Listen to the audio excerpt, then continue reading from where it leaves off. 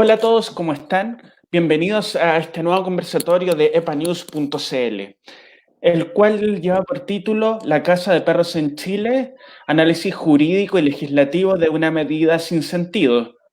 En esta instancia lo que buscamos es analizar desde una perspectiva jurídica, legislativa y práctica los proyectos de ley que se están discutiendo en el Congreso respecto a la Casa de Perros en Chile, donde se va a explicar el por qué a la larga esa medida, más allá de un aspecto ético, no soluciona nada de la problemática que pretende atacar, y en segunda instancia también se van a analizar algunos casos desde el extranjero para hacer un ejercicio comparado sobre el derecho y el trabajo legislativo.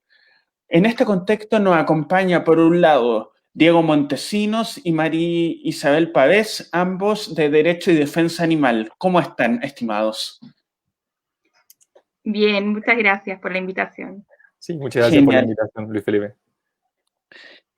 Vale, a ustedes. Y por otro tenemos a Diego Plaza, que es abogado y director ejecutivo del Centro de Estudios de Derecho Animal, quien está con nosotros desde Estados Unidos. ¿Cómo estás, Diego? Hola, ¿qué tal? Saludos a todos, un gusto, muchas gracias por invitarme y muy contento acá de estar compartiendo con ustedes, conversando estos temas tan interesantes. Perfecto. Entonces, la invitación que les queremos hacer es que desde ya pueden plantear todas sus preguntas, interrogantes, y las cuales van a ser respondidas por los especialistas que nos acompañan el día de hoy. Dejamos en un inicio a María Isabel Pavés y Diego Montesinos para que nos expliquen la Casa de Perros en Chile bajo una perspectiva legislativa y den la opinión que tienen como representantes de Derecho y Defensa Animal, una fundación ligada a la Universidad de Chile y a otras universidades y formada por estudiantes de Derecho y abogados también de las mismas casas de estudio. Les dejo la palabra, estimados. Sí, nos gustaría poner una presentación. Sí. Luis Felipe ahí nos va a ayudar. Estamos trabajando en eso. Para contarles de forma más clara sobre este tema. Un momento.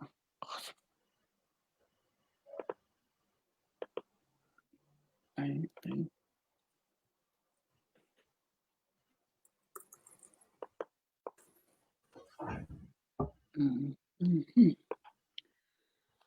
No, está mal compartida. Estamos en problemas.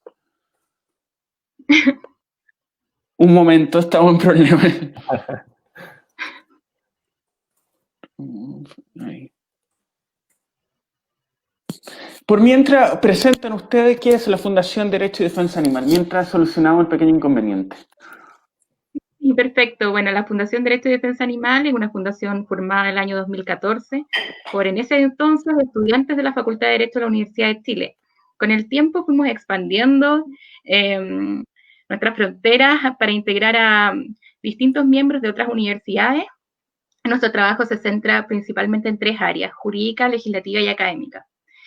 Actualmente desarrollamos esas áreas en comisiones y también quería aprovechar de contarles que en este momento estamos conformando un bloque de defensa animal al cual pertenecemos y pertenecen otras agrupaciones chilenas que se dedican a la defensa de los animales desde distintos puntos de vista, jurídico, desde las comunicaciones, desde el activismo, con la idea de formar una fuerza común que haga que todos estos temas jurídicos, académicos y legislativos se muevan en nuestro país.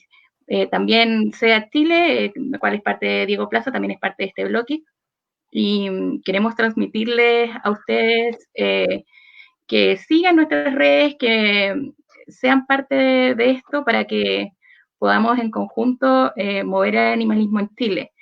Derecho y Defensa Animal tiene un Instagram que los invito a seguir, aprovechando, @Derecho y Defensa Animal, y el bloque de Defensa Animal es bloque de Defensa Animal en Instagram.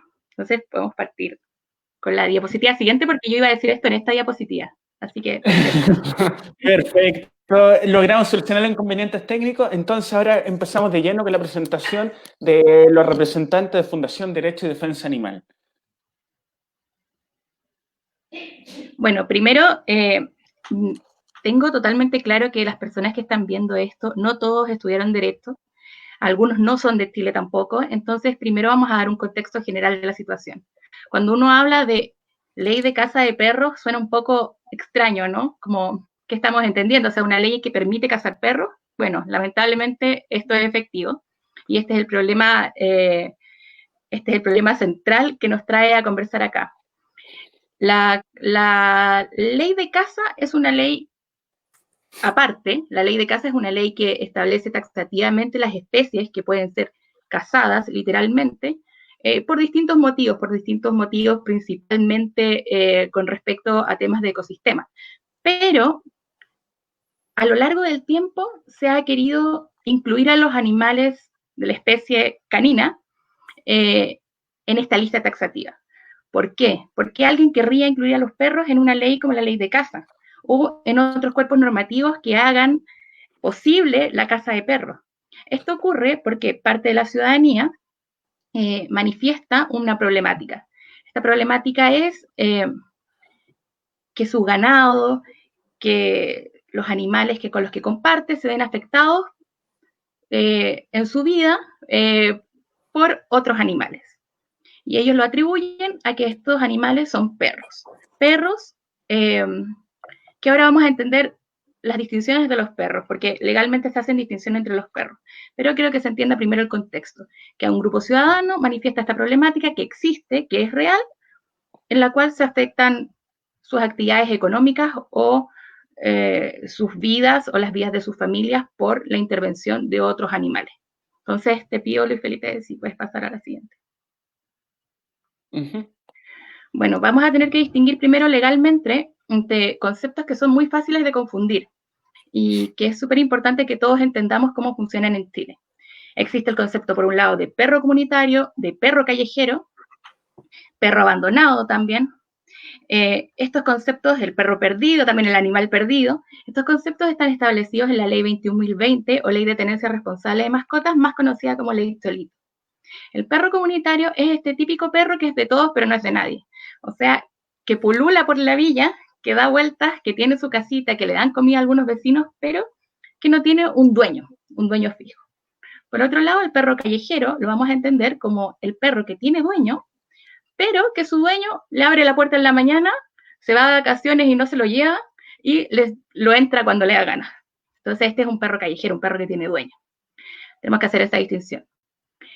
En cambio, el perro asilvestrado, bravío o salvaje es un perro que no está definido por la ley, pero la etología ha permitido que se creen algunas definiciones porque efectivamente se entiende que hay un grupo de perros que funcionan desde su naturalidad más salvaje porque o han vivido siempre en la calle o porque generalmente han sido abandonados y los ha llevado a eso. En lo personal, si considero que debe haber una definición de perro silvestrado, quizás por técnicas jurídicas no es buena idea. Pero hay que asumir que el perro silvestrado sí se define en la etología, por ejemplo. Entonces, teniendo en consideración que el perro silvestrado no está definido por ley, es importante que continuemos con esa consideración.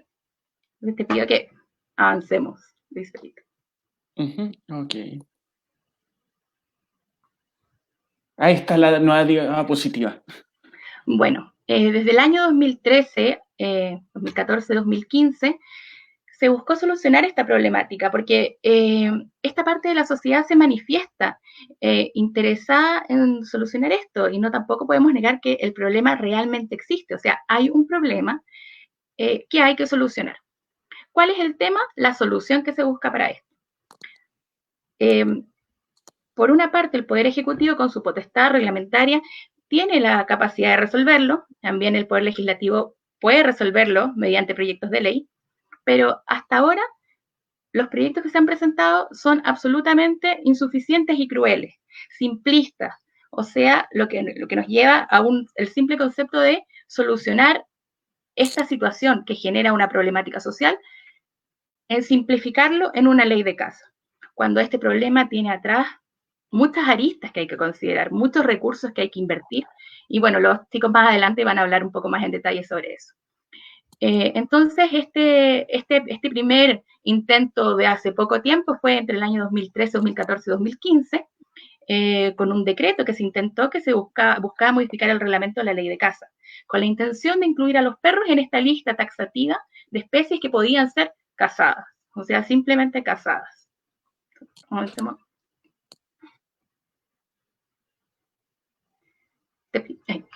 Bueno, y la modificación era el artículo 6 para agregar el concepto de jaurías de perros salvajes o bravíos. Aquí se pusieron creativos y usaron el concepto perro salvaje o bravío, sin definirlo siquiera. Pero el concepto usado acá fue jaurías de perros salvajes y bravíos, que se encuentren en cierta extensión, y que a las personas con ese problema de que eran atacados por estos supuestos solamente perros, la solución que nos otorgaba este decreto era, ya, ok, si tú tienes este problema, procedamos a permitir que se casen los perros y con esto se soluciona. Avancemos, por favor. De hecho, María Isabel Pavés, hay un punto, si me permites, que tiene que ver con que precisamente esta idea de que se podía matar a cualquier perro que estuviera a una distancia superior a los 400 metros de cualquier poblado o vivienda rural aislada, un temor que tenía la gente era que las municipalidades o cualquier particular en las noches recolectara a los perros abandonados en las ciudades, los llevara a una zona rural y como se cumplía lo que se señalaba en el decreto, pasó por perros asilvestrados. Totalmente, teniendo en consideración que perros salvajes o bravíos no es un término definido por la ley. Entonces, por más que pueda ser definido por otras disciplinas, acá en el derecho necesitamos definiciones específicas que nos permitan saber cuál es el límite entre un perro abandonado, un perro perdido, un perro comunitario y efectivamente un perro salvaje o bravío. Entonces, darle una definición legal tiene mucha dificultad, porque ¿cuál es el límite entonces? ¿Cómo sabes tú que ese perro realmente atacó por hambre o atacó porque es salvaje o bravío? O quizás ni siquiera fue un perro y lo estamos atribuyendo la culpa al perro. O hay gente oportunista también que va a tomar esta normativa, que es el mayor temor obviamente, para abusar de ella. Entonces, continuemos con la Perfecto. Bueno, lamentablemente, este decreto logró ser publicado en el Diario Oficial, lo que causó una inmensa conmoción en los grupos animalistas de la época, que es como, podríamos decirlo, nosotros somos un poco más jóvenes, pero es la generación que viene atrás nuestro y que hizo una labor súper importante y fuerte en cuanto a esto, o sea, que levantó la voz para poder intentar que este decreto no se publicara y ver qué pasó después, o sea, para hacerle frente a qué pasó después, porque actualmente no se pueden cazar perros, o sea, les fue bien. Entonces vamos a ver qué pasa en la siguiente. Bueno, Florencia Trujillo, a la cual también le agradezco mucho porque como ella fue parte de todo este proceso, también me permitió conversar con ella y me contó también cómo había sido la experiencia para los animalistas en esa época. Dio declaraciones en la prensa diciendo claramente, presidenta Bachelet, su firma para anular este decreto es una decisión política, es una decisión suya. Eso fue un movimiento muy fuerte por parte de los animalistas, hubo protestas en las calles. Nosotros quizás tenemos la facilidad de que las redes sociales nos permiten llegar a más gente, pero en esa época el Instagram no era tan popular como ahora, y ellos tuvieron que ir poner los pies en la calle para tratar de lograr la derogación de este decreto. Perfecto. Bueno, también aprovecho obviamente de nombrar a Alma Sánchez, a María Celeste Jiménez, que son muy importantes en todos estos procesos, y que es importante que todo el mundo también lo sepa.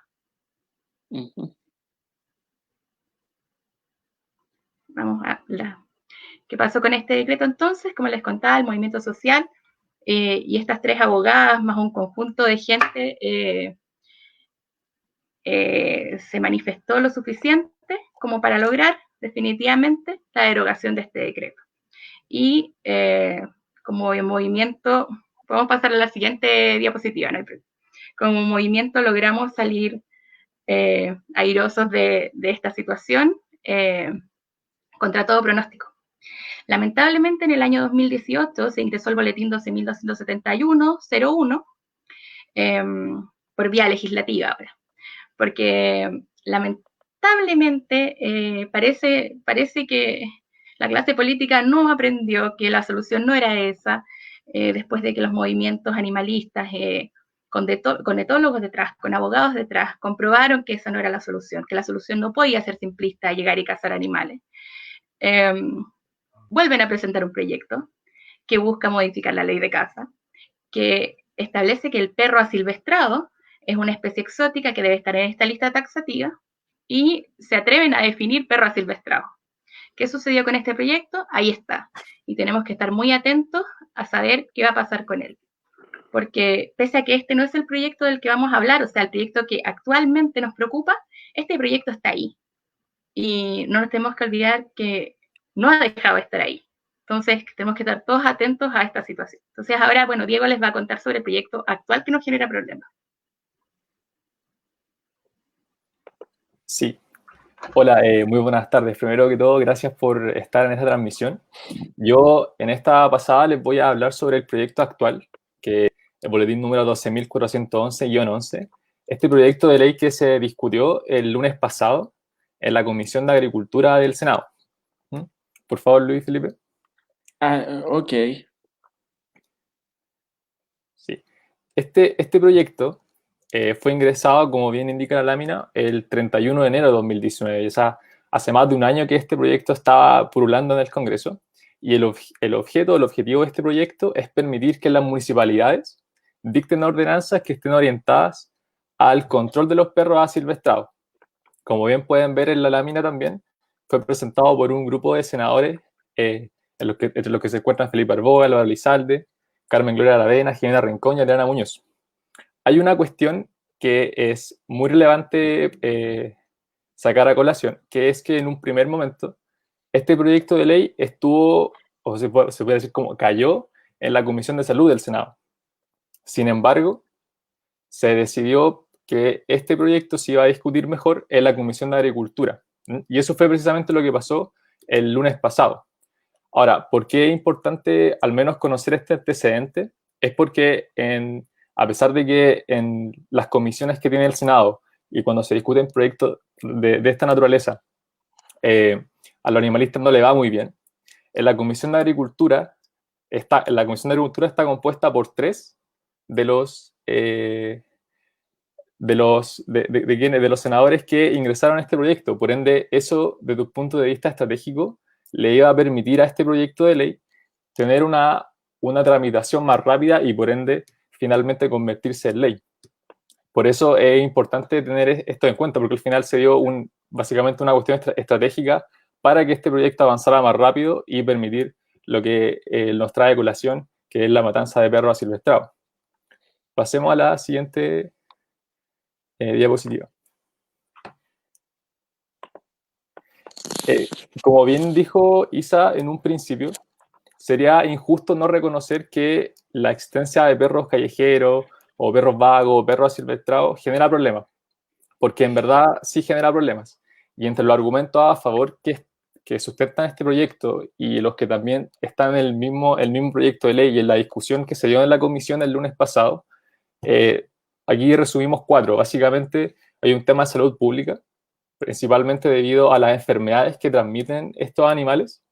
También hay un desmedro en la fauna nativa porque se entiende que ocurre que los perros asilvestrados atacan a muchas especies que están en periodo de extinción, lo que finalmente genera un desequilibrio en nuestro ecosistema. También se cuenta como argumento a favor de este proyecto diversas pérdidas que los agricultores y ganaderos, medianos y pequeños principalmente, reportan cada año respecto a que jaurías de perro o perros asilvestrados van y dañan a su ganado, y eso provoca finalmente que tengan que ser sacrificados, lo que a ellos finalmente les repercute económicamente. Y además, la existencia de estos perros vagos o callejeros o asilvestrados influye también en una percepción respecto a la calidad de vida de las urbes. O sea, basta darse una vuelta por el centro de Santiago o de cualquier ciudad de Chile y vamos a poder, no es difícil encontrar una gran cantidad de perros que están abandonados, que andan solos por las calles. Y eso evidentemente trae la percepción de una mala calidad de vida dentro de las zonas urbanas. Pasemos a la siguiente.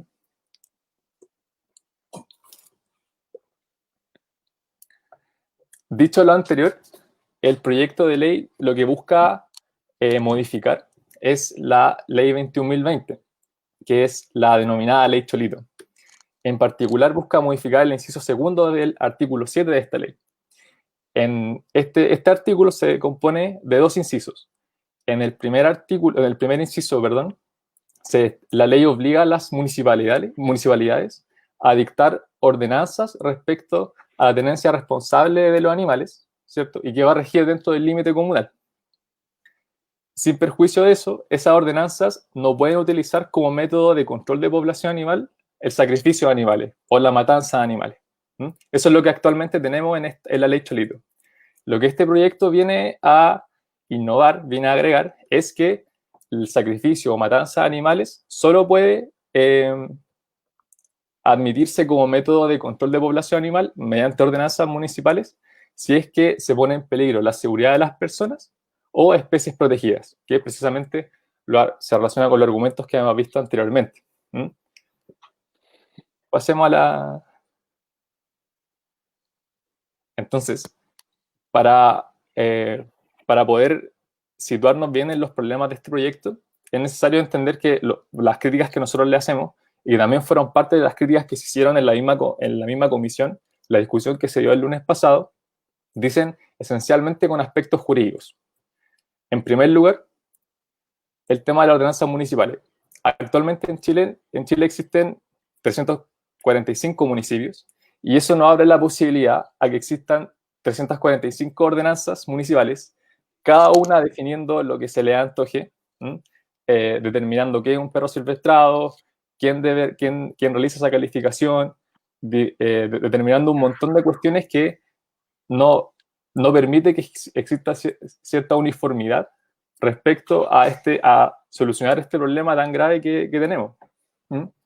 Además de esta disparidad posible que se puede dar, hay que también entender que las ordenanzas, no tengo nada en contra de la municipalidad de alcaldes, pero tienen un valor normativo infralegal. Entonces, vale decir, siempre deben estar sujetas a la ley.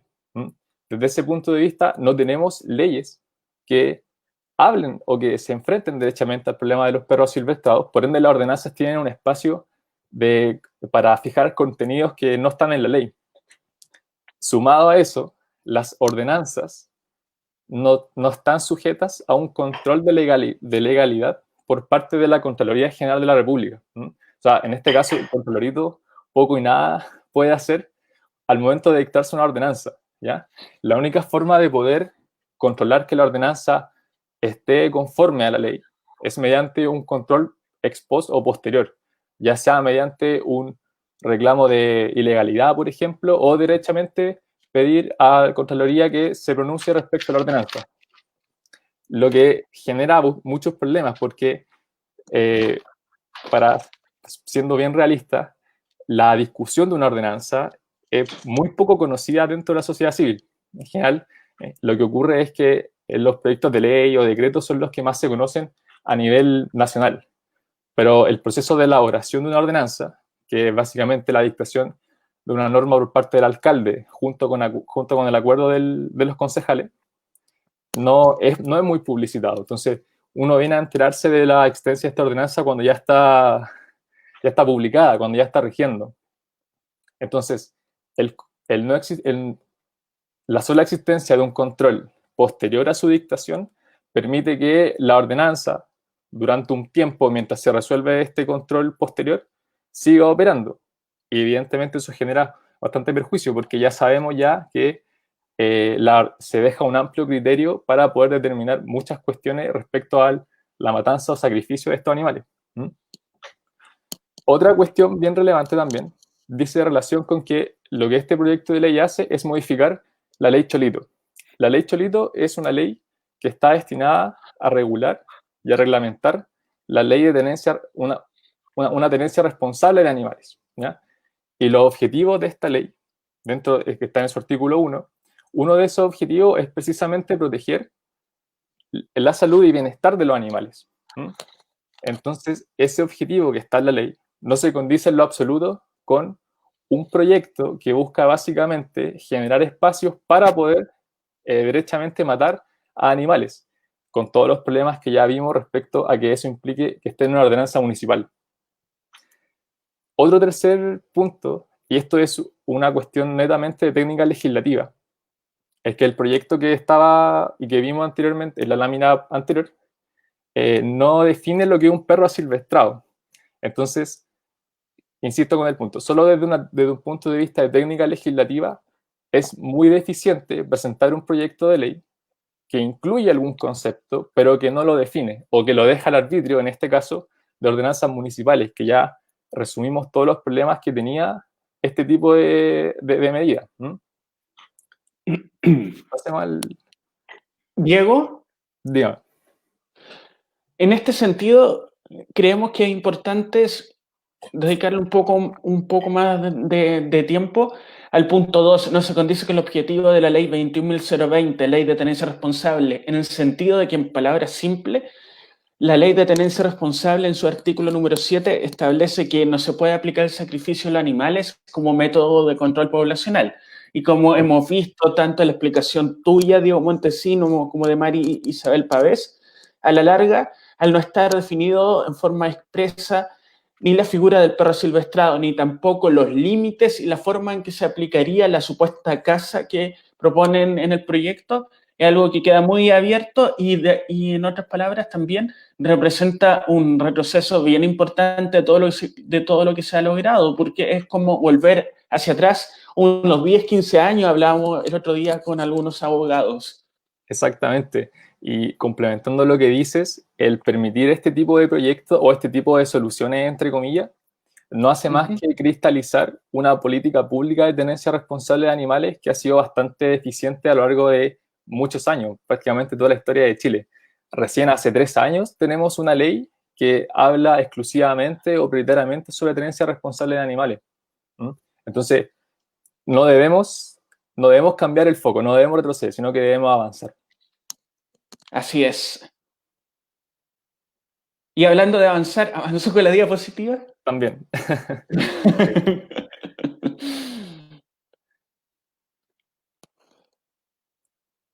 Claro, bueno, dicho todo lo anterior, el problema base de la existencia de perros asilvestrados es el abandono por parte de las personas, por parte del ser humano, de los perros. La regla general es que estos perros hayan sido en algún momento o hayan estado al cuidado de personas y que estas personas, ya sea por X razón, ya hay muchos motivos, abandonaron a este perro, lo descuidaron, lo fueron a botar al cerro, qué sé yo, y este perro después de un largo tiempo se volvió asilvestrado, se volvió salvaje. Entonces, el problema base al final es ese, que las personas nos hacen responsables al momento de tener una mascota, en este caso en particular, de perros. Por ende, ese es el problema que debemos atacar. Y para eso, y con lo que tenemos, que es la ley Cholito, la ley 21.020, que más allá de todas las críticas que podamos realizarle o lo deficiente en ciertos aspectos, es importante apoyarla en el sentido de que debemos como sociedad civil y también el Estado generar políticas públicas que digan relación con una educación a las personas sobre tenencia responsable y aplicar planes de esterilización. Quizás en las urbes no sea tanto problema, pero esta matanza de perros asilvestrados se da generalmente en las zonas rurales. Y en las zonas rurales es donde hay una falta de educación respecto a una tenencia responsable de animales, donde es en las comunas rurales que no tienen el suficiente presupuesto para poder generar programas de educación, programas de esterilización masiva. Quizá es, entonces, como lo dije anteriormente, es en este punto en el que debemos avanzar como sociedad civil y también exigirle al Estado, a las municipalidades, que fortalezcan este tipo de programas e iniciativas. Como segundo punto, es importante también, como bien dice la lámina, no compres, adopta. Cuando uno compra un perro, básicamente lo que hace es que le quita la oportunidad a otro perro que está abandonado, ¿cierto?, de tener un dueño. El mercado de los perros es un mercado bastante cuestionable al menos y que genera una sobrepoblación canina. O sea, ya estamos frente a una sobrepoblación canina inmensa y además este mercado de perros de raza o generalmente de perros de raza genera que haya más perros. Entonces, como lo invito a la gente que está aquí escuchando esta charla a que tome conciencia de que no hay que comprar los perros. Los perros no son lo mismo que un computador, que un lápiz, no tienen esa lógica. Entonces, es importante promover la adopción de los perros y no seguir perpetuando un mercado que lo único que hace es sobrepoblar a la población canina que ya tenemos. Y por último, hay que estar atentos a futuros proyectos que planteen este tipo de soluciones que básicamente corten por la rama el problema y no enfrenten la raíz de lo que hemos hablado. ¿Por qué lo digo? Porque en la comisión donde se discutió este proyecto de ley, no recuerdo bien el senador, me parece que era Felipe Arboe, dijo que bueno, este proyecto se hizo con la intención de poner en la palestra pública nuevamente este tema en particular. Por ende, lo más probable es que este proyecto de ley, así como está, no prospere mucho, porque en la misma comisión, la Subdere, que es la Subsecretaría de Desarrollo Regional, ya le dio el visto bajo a que este proyecto continuara por muchas razones más, pero sí este proyecto da pie para que otros parlamentarios o incluso este mismo proyecto pueda seguir avanzando y pueda estar en la línea de que la solución al tema de los perros asilvestrados sea la matanza, lo que nosotros evidentemente nos oponemos. Eso por mi parte, Luis Felipe. Queda una diapositiva. Sí, el logo. Sí. Diego y Mari Isabel Pávez, muchas gracias por sus presentaciones y dando espacio a los comentarios de la gente. Por un lado, María José Alarcón dice que seca María Isabel Pávez. Por otro, también Juan Pablo García Santibáñez dice muy buena la explicación, Diego Montesino. María José Chible Villadangos menciona muy buena explicación de María Isabel, clarísimo. Javiera Fritz habla secos, al igual que Ariadna Verois, que lo felicita a ambos. Y Pablo Rivas Paul también te manda un abrazo y asimismo hay un abrazo para Diego, Diego. Estoy buscando Diego Plaza, también te envían un gran abrazo. Y en cuanto a los comentarios, hay dos preguntas. Una es de Carla Escobar Quesada, que dice, hola, entiendo que el boletín 12.271-01, que corresponde al proyecto que se está discutiendo en la Cámara de Diputados sobre el mismo tema, también daba facultad de cazar perros asilvestrados. Esto porque lo propone el artículo número 2 del proyecto. Y ahí, asimismo, aprovechando ese comentario, quiero agregar otro punto que es crítico de ese mismo proyecto, que establece en un apartado de que las personas que cacen perros silvestrados, si están inscritas en un registro determinado, quedarían eximidas del artículo 291 bis y ter del Código Penal. Es decir, cerrar la puerta a cualquier denuncia frente a temas de maltrato animal. Diego, María Isabel, ¿se pueden referir al proyecto en sí de la Cámara de Diputados?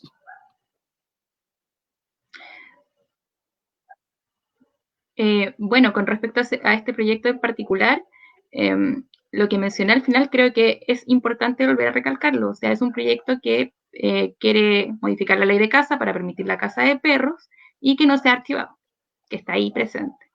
Entonces, como bien dice el comentario, efectivamente se trata sobre perros asilvestrados. O sea, aquí ya no nos ponemos creativos con el concepto de bravío salvaje, sino que usamos el concepto de perro asilvestrado, pensando que cambiar una terminología va a hacer que no nos demos cuenta que estamos ante la misma problemática. Entonces tenemos que estar todos bien atentos a que no nos pasen un gol por ignorancia, sino que informarnos lo suficiente para frenar esta situación de nuevo si es que llega a prosperar este proyecto que no es el actual que habla Diego, sino que es el del 2018. Entonces, si Diego quiere agregar algo más al respecto. Solo complementar a que hay que estar atento a este tipo de, como sociedad civil y como agrupaciones que estamos por la defensa de los derechos animales, a estar atentos y levantar la voz cuando se presenten este tipo de proyectos y oponernos férreamente. Sí, y bueno, también en la Comisión de Agricultura del lunes pasado los diputados explícitamente, uno de los diputados dijo, no podemos dejar que estos proyectos se detengan porque un par de pancartas de los animalistas nos detienen. Y es lamentable ese tipo de declaraciones porque polarizan a la sociedad pensando que este grupo social que ellos tratan de representar tiene un problema válido, un problema que hay que solucionar con recursos, con estudios, con respeto a la vida. Pero nosotros también somos una parte de la sociedad que también merece ser representada. Entonces, si seguimos buscando soluciones que polarizan a la sociedad y que solamente representan a una parte, vamos a estar en un loop infinito de un problema que no tiene solución. Porque es tan básico como legisladores respeten a la sociedad en su conjunto, busquemos una solución en conjunto que tenga sustento y avancemos. Pero los animalistas tenemos todo el derecho a levantar las pancartas sin ser ridiculizados porque también somos ciudadanos que merecemos que se escuchen nuestras demandas.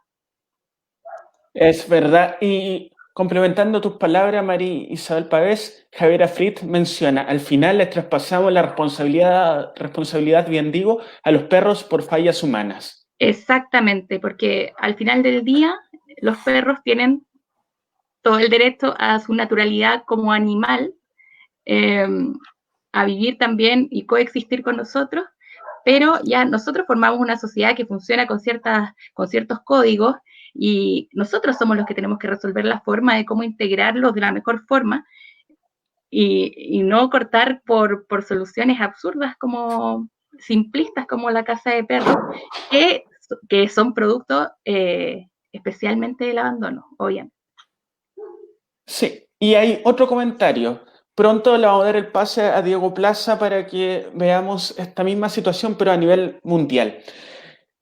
El comentario es de Diego Montesino La Torre, que dice, asumiendo que la educación generaría cambios conductuales humanos respecto a la tenencia responsable, habla de que la casa cumple un fin preventivo que es discutible sin duda, pero que cumple una función de control. Por ejemplo, un perro en el Parque Nacional Cerro Castillo atacando y comiendo crías de huemul. Se debe atacar la raíz y las consecuencias. Totalmente de acuerdo con que hay que buscar soluciones, pero estas soluciones, la casa no es la única solución. Entonces nos han hecho creer que es la única porque es la más barata y es la más simple. Pero tenemos que insertarnos el chip de que la solución es más de una. Y aunque nos cueste más como sociedad llegar a ella, tenemos que trabajar en eso. Por un tema moral y ético básico de coexistencia.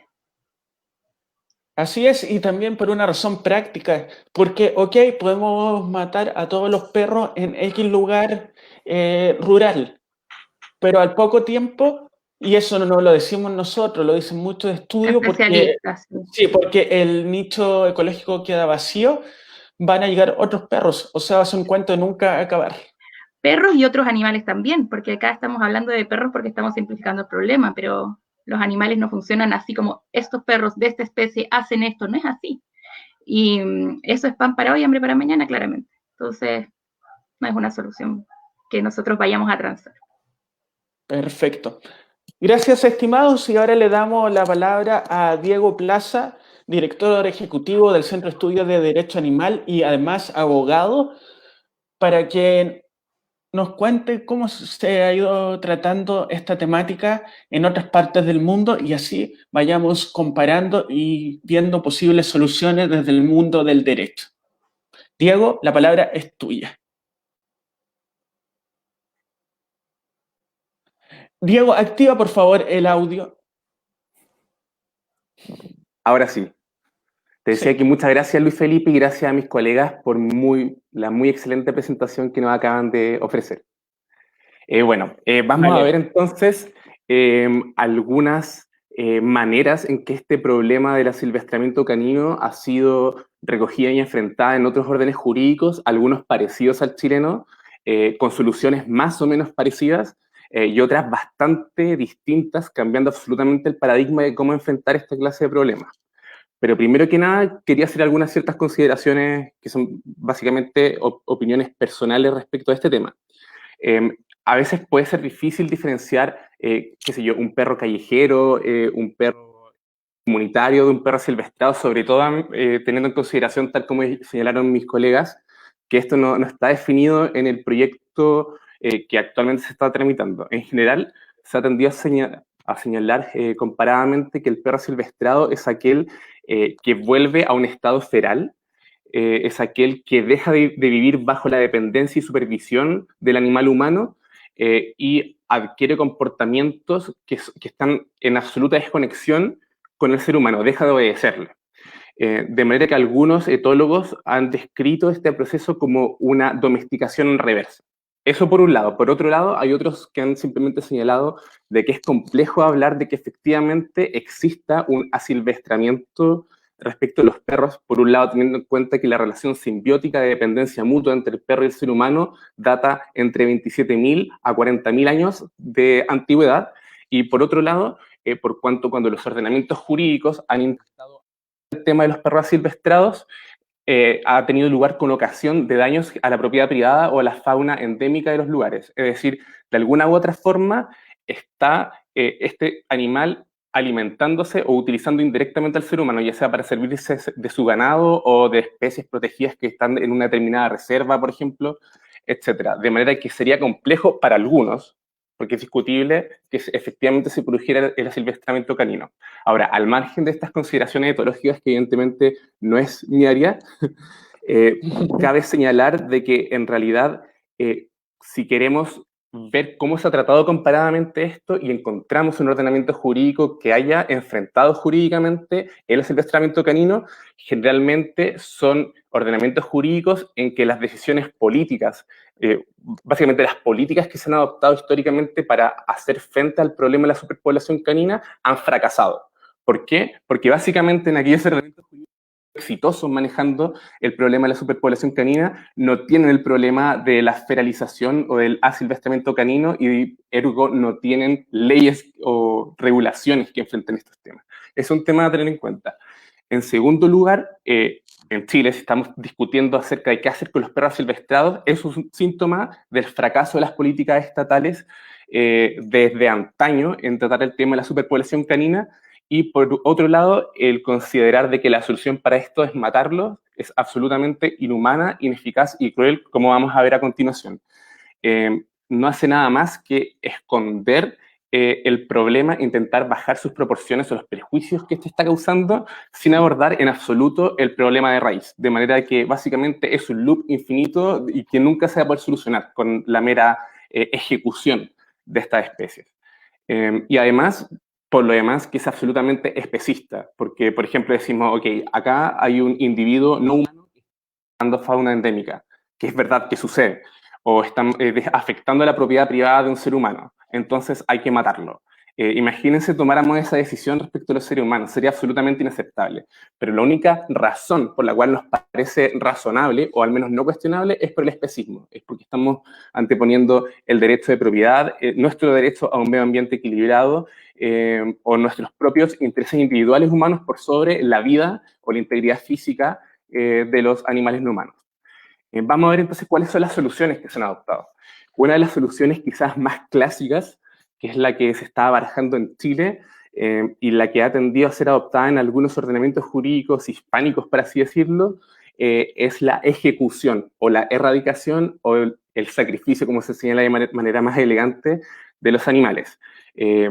Generalmente esta medida tan drástica se ha adoptado en algunos lugares en que había una gran a la fauna nativa o endémica, por ejemplo, en Galápagos, que hay muchas especies protegidas y el problema de los perros silvestrados era un problema grave, y otros ordenamientos jurídicos, como por ejemplo en España, en Aragón, en Cataluña, cuando afectaba a rebaños de ovejas, de cabras.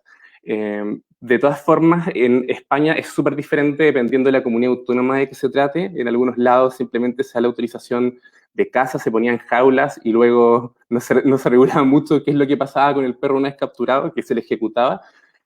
Por otras partes, se otorgaban en otros lados licencias o permisos de caza, o eran los propios agentes forestales de los órganos administrativos competentes quienes se encargaban de la captura y ejecución de estos animales. Sin embargo, se ha señalado, son muchas las voces que se han alzado de que en verdad la ejecución, el sacrificio de los animales no solamente es inhumano, sino que es inútil, porque tal como decían mis compañeros precedentemente, estos nichos que ya se han abierto por animales, por perros asilvestrados, vuelvan a ser ocupados por otros perros asilvestrados. O sea, si matamos este conjunto de perros dañinos para el ser humano o especies endémicas, y no estamos atacando la fuente de generación de estos animales, entonces va a seguir el problema y vamos a seguir ejecutando perros y no se va a estar solucionando el problema. O sea, no es conveniente ni para los humanos, ni para los grupos animalistas, ni para los dueños de propiedad o de ganado que sean afectados, para nadie. Y eso, tal como lo ha señalado, acá tengo una cita de Kelly O'Meara, que es la vicepresidenta de Humane Society International, señala: matar ejemplares para reducir o eliminar poblaciones de perros es inhumano y inefectivo, ¿ya? Por lo mismo, porque se crea un vacío de la población que se llena rápidamente con la llegada de nuevos perros a otras áreas. Por lo mismo, en general, la tendencia que se ha ido generando con ocasión de estas medidas anacrónicas y absolutamente que han ido quedando en el pasado, es que simplemente es intentar abordar de alguna u otra manera el problema de raíz. Una solución que podría complementar a la ejecución o al sacrificio clásico, pero que tampoco aborda de manera tan idónea el problema de raíz, es la esterilización, ¿ya? Por ejemplo, cerca de Chile, en Argentina, en Tierra del Fuego, se tomó la decisión de generar estas esterilizaciones masivas. Contaban, creo que con 3 quirófanos públicos en los cuales se efectuaban estas intervenciones, y así de alguna forma se evitaba de manera bastante tibia la procreación de estos animales. Sin embargo, no se está, por un lado, atacando el problema de raíz, que es la generación o la cría de perros, y por otro lado, no podemos dejar de hacer notar de que no es completamente digno para con el animal la esterilización, teniendo en cuenta de que es básicamente una mutilación normalizada egocéntrico para la satisfacción de necesidades humanas. En general, yo pienso que toda forma de mutilación animal, como por ejemplo la producción industrial de animales, es inadmisible. En el caso de los animales de compañía, las clásicas cirugías estéticas como el corte de cola, corte de oreja, en algunas partes que está normalizada y regulada el corte de garras de gatos, que es una cuestión abominable, son reprochables, pero la castración en sí misma es cuestionable porque además de privarle a un animal de reproducirse, le priva alcanzar en un desarrollo hormonal dependiendo de la edad en que se realiza esta intervención. Es decir, podría ser más perjudicial si se le hace un cachorro a un perro de mediana edad, o incluso si es un perro de avanzada edad, podría ser incluso hasta recomendable médicamente para evitar la generación de ciertas enfermedades como el cáncer, por ejemplo. Así que en el caso de decidirse de la castración, bueno, habría que estudiar caso a caso, y en general parece ser una medida más que el mero sacrificio, menos inhumano que el sacrificio, pero aún así es cuestionable porque implica una suerte de mutilación animal para la satisfacción de una necesidad humana y no está atacando el problema de raíz. Otra alternativa que también se utilizó cerca de Chile, específicamente en Cundinamarca, que es una región de Colombia cercana a Bogotá. Esta región en el año 2016 generó un plan de manejo con objetivos específicos. El primero era evitar posibles daños al medio ambiente o animales silvestres. Es un poco parecido a la finalidad que tiene esta medida que se está discutiendo en Chile. En segundo lugar, reducir hasta un nivel aceptable el número de perros vagabundos, susceptibles de adquirir un comportamiento feral. Es algo que pasa absolutamente por alto el proyecto que se está tramitando en Chile. Quizás la idea de reducir el número de perros vagabundos está adoptada por la denominada ley Cholito, que es una ley repleta, infestada de problemas estructurales y conceptuales graves, que recoge un paradigma absolutamente contraproducente para el control de la población canina, toda vez que da básicamente rienda suelta a la cría y venta comercial de animales de compañía, y luego quien paga los platos rotos son los animales, que tienen que ser castrados obligatoriamente, incluso eventualmente ejecutados, de ser aprobado este proyecto de ley. En Cundinamarca, además, se contemplaba una fuerte intervención educativa, sobre todo respecto de niños, para la tenencia responsable, también la obligación de registro, algo similar a lo que sucedía en Chile. Sin embargo, al enfrentar específicamente el problema de ir y abordar un a un perro asilvestrado no consistía netamente en llegar y ejecutarlo, o en que un municipio dictara una norma que podía ser completamente distinta a la del otro municipio para ver cómo trataba con estos animales, sino básicamente consistía en lo siguiente, que la autoridad, sea la Unidad Municipal de Asistencia Técnica Agropecuaria o la policía, debía recoger a estos perros que no se encontraran bajo vigilancia directa para comprobar si es que estos tienen o no propietario. Una vez de que se capturan, estos deben ser transportados de la manera más humana y compasiva hacia un centro donde se van a tener estos animales. Luego se van a aplicar las normas competentes, o sea, por ejemplo, si el perro tiene chip y tiene dueño y causó un daño a la fauna endémica, un daño a la propiedad, el dueño va a tener que responder por ello, y se contempla un periodo de aproximadamente 15 días en los cuales el perro puede ir, o sea, el dueño del perro puede ir por él, o se puede dar en adopción. Después de pasado ese tiempo, se puede tomar la decisión de eutanasiarlo, pero no necesariamente, por cuanto este plan de manejo también insta a la adopción, a la colaboración con organizaciones animales que puedan intervenir al respecto para reubicar y eventualmente reeducar también a estos animales. Y se trata de alguna forma, o se hace un guiño a evitar la eutanasia. Es decir, no es la medida principal, ni tampoco llega y se efectúa, sino que al menos podríamos decir que existe una instancia neutra que va a intentar reubicar al perro con su dueño original o reubicarlo con una nueva familia. Sin embargo, si bien esto se parece un poco a Chile en cuanto a delito que contempla la idea de reducir la población canina, que contempla una idea educativa, es un poco mejor, ya que no implica netamente el sacrificio directo, sin embargo, sigue de alguna u otra forma sin abordar el tema principal. ¿Cuál es el tema principal y la causa fundamental de la feralización? La existencia de una gran cantidad de perros abandonados en las ciudades que luego pasan muchas veces a zonas no urbanas. ¿Y cuál es la causa de todo esto? Fundamental es la desregularización o quizás la regulación blanda, la permisión, si queremos ser más estrictos, de la existencia de un ejercicio comercial humano por el cual se explotan perritas para poder criar y producir perros y venderlos. O sea, todo esto como una actividad económica de un ser humano. Es por eso que queremos pasar, bueno, al siguiente caso. Los dos casos que vamos a revisar ahora es el caso holandés y norteamericano, que parecieran ser ordenamientos jurídicos que abordan de manera idónea este tema. El holandés de una manera un poquito más similar a Chile, contemplada y perfeccionada obviamente, y luego el caso norteamericano, que es absolutamente distinto, cambia el paradigma y pareciera ser muy exitoso. En primer lugar, respecto a Holanda, tenemos que decir de que es el único país europeo libre de perros abandonados, de manera que existe una imposibilidad material de que podamos hablar de un asilvestramiento canino porque ni siquiera hay perros abandonados en las ciudades. Un eje importante de este plan o de este paradigma es un aspecto cultural, ya que los holandeses tienden a ver a los perros como casi sus propios hijos, los consideran culturalmente como seres sintientes, como individuos, no como objetos, y todo esto acompañado con una fuerte educación por parte de la sociedad civil a nivel familiar, pero también por parte de los órganos del Estado, como por ejemplo los colegios, incluso en las universidades también, existen campañas, existe un énfasis en el tratamiento, como se dice, humano hacia los animales. Es algo que está recogido un poco por la ley Cholito, pero de manera bastante mala, porque se deja básicamente a merced de las capacidades presupuestarias de las municipalidades, y tampoco existe la obligación de los municipios de promover esta clase de enseñanza o educación, sino que es un podrá, que se repite a lo largo de toda la ley. Sí. Luego, otro eje importante que también se parece un poco a Chile es... Diego, ¿vale? ¿Sí? Cuéntame.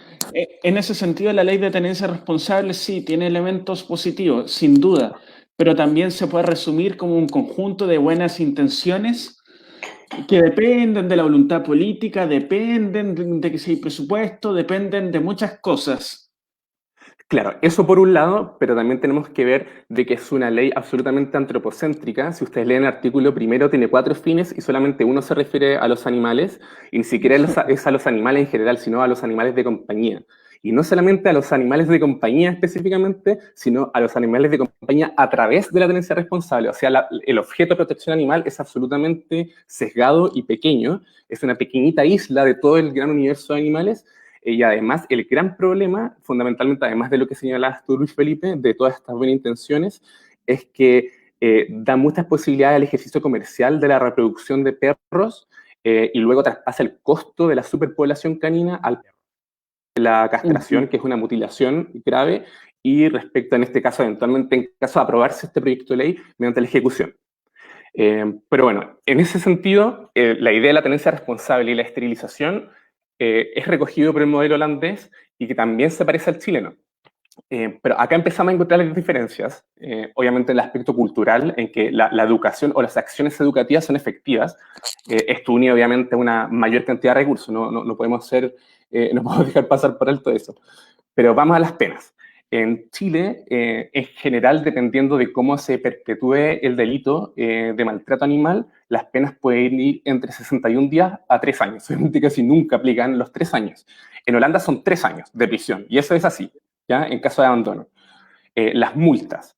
En Chile pueden ir en general entre 100.000 pesos aproximadamente, estoy hablando, y entre 1.500.000 pesos. En Holanda son casi 17.000 euros. Es más de 15 millones de pesos. Uno puede decir, bueno, en general Europa es más caro, sí, pero esto es 10 veces más alta la multa. Eso por un lado. Por otro lado, algo súper importante, que es intentar abordar el tema de raíz, desincentivando la producción de nuevos perros, es la existencia de altísimos impuestos a los perros de raza, de manera que desincentiva la demanda, consecuentemente desincentiva la producción o la oferta de perros, y también incentiva indirectamente la adopción, ¿ya? Y además, algo en que falla brutalmente el modelo chileno es en la fiscalización de esta clase de normas. En este caso, Holanda tiene los denominados Animal Cops, o la policía animal, que son un cuerpo de 500 policías del Estado formados y especializados para velar por el cumplimiento de estas normas y hacer frente a las transgresiones de las mismas desde un punto de vista policíaco. Se critica por algunos la existencia de un cuerpo especializado de policía destinado a proteger mascotas y dejando quizás el 99% de los animales desprotegidos, básicamente los animales que existen en vía salvaje y en la producción industrial. Ha sido tan exitoso este modelo en Holanda de que no solamente no existen perros asilvestrados, no solamente no existen perros abandonados en las calles, sino que organizaciones de rescate animal como la SOS Strays viajan hacia otros países de la Unión Europea para recoger perros abandonados de otros países, fundamentalmente Europa Oriental, y los reubican luego en Holanda. Ahí podemos ver de que, bueno, el tema educativo es muy importante, la existencia de una fiscalización efectiva o de oficiales especializados para fiscalizar y hacer frente al abandono o a las transgresiones de estas normas es importante, pero también es esencial desincentivar la producción de perros, algo que, como ya hemos dicho, está como rienda suelta en Chile, hay que simplemente tener 3 perritas e inscribirse. Bueno, en Holanda existen altos impuestos, esa es su manera de enfrentar este problema.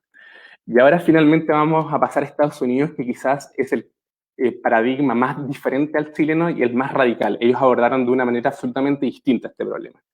Tenemos que tener en cuenta que por las características jurídicas de este país existen 3 niveles, por así decirlo, en el ordenamiento jurídico. Un nivel federal, que involucra a todo Estados Unidos. Cada estado federado tiene su propia constitución, el poder judicial, el Congreso, sus propias leyes, pero además existe mucha independencia local. De manera que la regulación de estos temas abunda en muchas localidades. O sea, por ejemplo, como vamos a ver, en el estado de Florida existen decenas y decenas de comunas, por así decirlo, ciudades que tienen leyes regulando este tema. En New Jersey lo mismo, en California. Pero a nivel federal no existe ley, a nivel estatal existen algunos estados, que son 5, que prohíben la venta de perros que provengan de criaderos. Eso como una norma fundamental. Se prohíbe absolutamente la venta de perros que vengan de criaderos pero luego inmediatamente se establece una excepción, y eso funciona así en todos estos estados, y se autoriza excepcionalmente, lo que pasa a ser la regla general, por así decirlo, la venta de perros que provengan de organizaciones animales en sentido amplio, ya sea agencias públicas de control animal, de refugios de animales, de sociedades de rescate animal, de perreras municipales, de organización y otras organizaciones animales. Estos estados son California, Washington, Maryland, y Oregon está también siendo tramitada muy cerca de ver la luz. A nivel local, existe solamente una ciudad que prohíbe la cría de perros a secas, que es como la medida más drástica, que es Beverly Hills. ¿Ya? Quizás no porque sino porque si uno revisa la legislación de Beverly Hills, prohíbe hasta la tenencia de perros. Es como que no les gusta tener perros en sus barrios.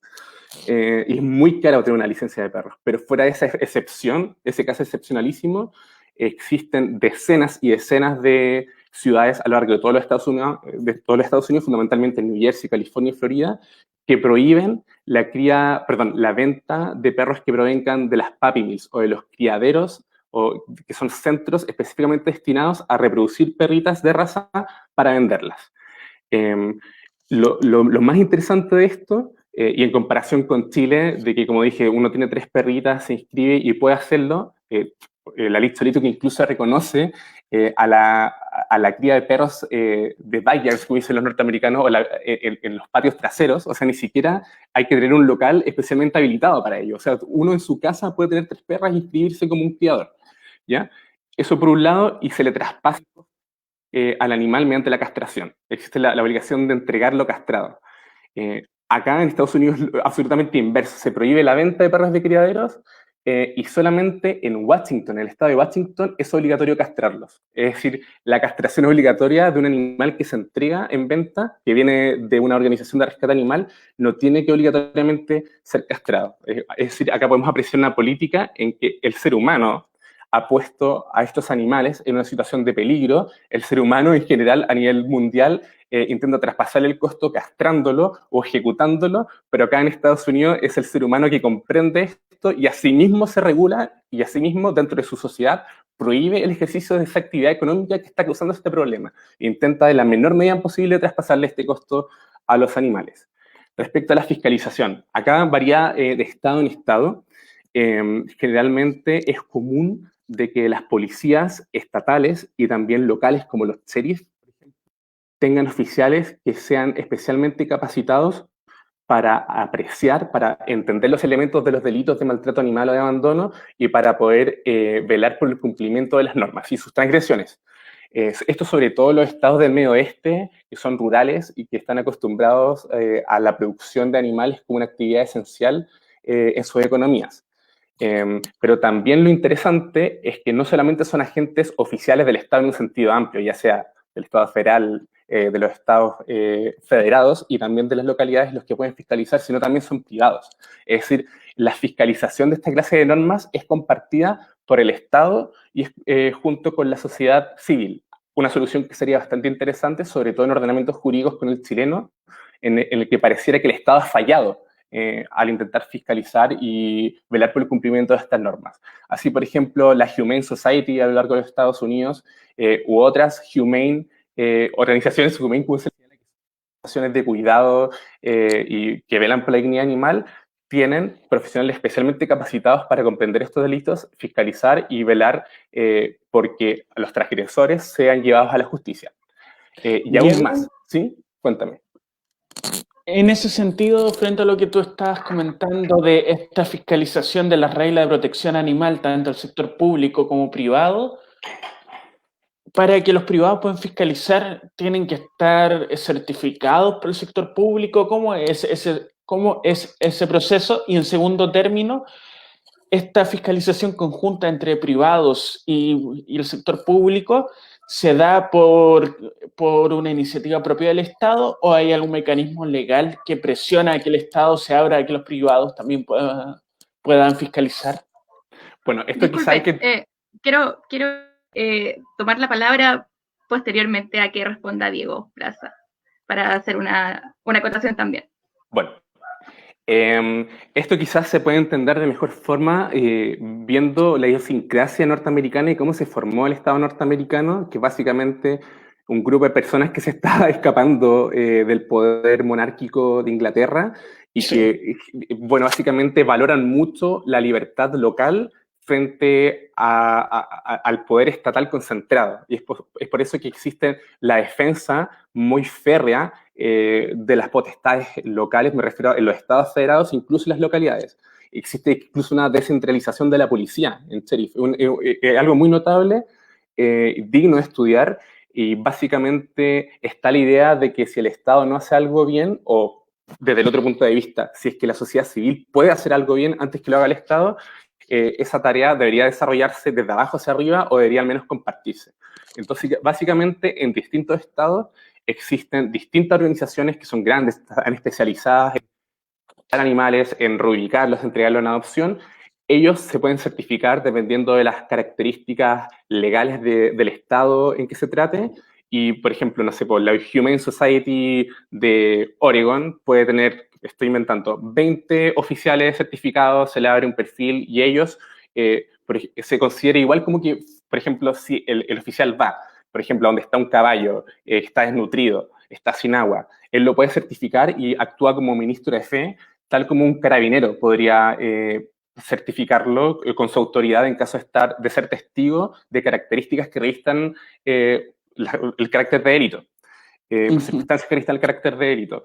No es que este oficial pueda sacar un arma o pueda detener a alguien, es solamente para certificar la existencia de indicios que han generado sospechas acerca de la existencia de una vulneración de la dignidad animal o de las normas que lo regulan, y luego ello se conduce regularmente hacia la justicia. Y con esto termino y le doy la palabra a mi compañera. Esto no solamente se da en un ámbito, por así decirlo, policial en sentido amplio, con la existencia de oficiales en estas organizaciones animales, sino incluso en la persecución penal. El caso más notable es en Oregon, en que existe un fiscal especializado únicamente destinado a perseguir delitos que afecten a los animales. Es una situación muy particular, fundamentalmente porque hubo mucho activismo para que, por así decirlo, el Ministerio Público de Oregón autorizara y destinara a un fiscal exclusivamente a esto. Ellos se excusaban de que no había dinero o presupuesto suficiente para ello y evidentemente no era la prioridad, porque preferían, qué sé yo, perseguir delitos en contra de la vida, la salud o la propiedad humana antes que perseguir delitos en contra de animales. Sin embargo, Animal Legal Defense Fund, que es una gran organización animal con sede en California, puesto cuantioso, que era de millones de dólares, como de acá como a 5 años más, para financiar la existencia de un fiscal. Entonces mucha gente fue reacia a esta idea porque decían que se está instrumentalizando la persecución pública de delitos en manos de privados, porque básicamente yo soy un privado y estoy pagándole al Estado para que haya un fiscal específicamente destinado a perseguir los delitos que yo quiero. Pero en verdad ello no es así, puesto que ese fiscal depende absolutamente de la cadena de estructura jerárquica del Ministerio Público, y ALDF, que es la organización que financia esto, no tiene ninguna posibilidad de incidir de ninguna manera en los casos en que está investigando este sí, este otro no, investiga más este aspecto de este caso, no tiene ninguna posibilidad de incidir. Así que esta es otra manifestación más de cómo la sociedad civil puede, mediante un cambio de paradigma, también intervenir mediante el establishment, por así decirlo, a fiscalizar y a velar por el cumplimiento de estas normas. Y finalmente, para concluir, quiero mencionar el caso de la Desmond Act en Connecticut. Tengo entendido que existe otro estado también que está tramitándose una ley similar que incluye la posibilidad de representar jurídicamente, de que abogados representen jurídicamente ante tribunales a perros y gatos, básicamente animales de compañía que lo restringen a perros y gatos. Entonces, tal como existen en Chile listas de defensores y uno solicita un defensor y el juez elige a uno si es que no tiene dinero para ello, existen listas en que existen abogados pro bono, estudiantes de derecho, procuradores, que se inscriben, dan unos exámenes, entonces ellos son nombrados de oficio por el tribunal o a la solicitud de parte para defender a los animales. Y acá se da una triada tanto en los tribunales, en la persecución pública de los delitos y en la fiscalización como diaria de las normas más técnicas y reglamentarias que regulan el aspecto de los animales. Esto unido al cambio de paradigma por el cual es el Estado que prohíbe el ejercicio comercial consistente en producir perros y autoriza, como regla general, la venta o la reubicación de perros mediante tiendas de mascotas retail, pero únicamente de perros que vengan de organizaciones animales, de rescate, de perreras, de refugios y de otras agencias públicas. Eso. Perfecto. Isa, antes de darte la palabra, un par de puntos en relación a la presentación de Diego. Uno, respecto a la idea que tú mencionaste de que la sociedad privada y el sector público fiscalizaban los delitos, entonces el sector privado actúa como un verificador, un testigo del delito, y eso eventualmente se puede ocupar como prueba en el juicio.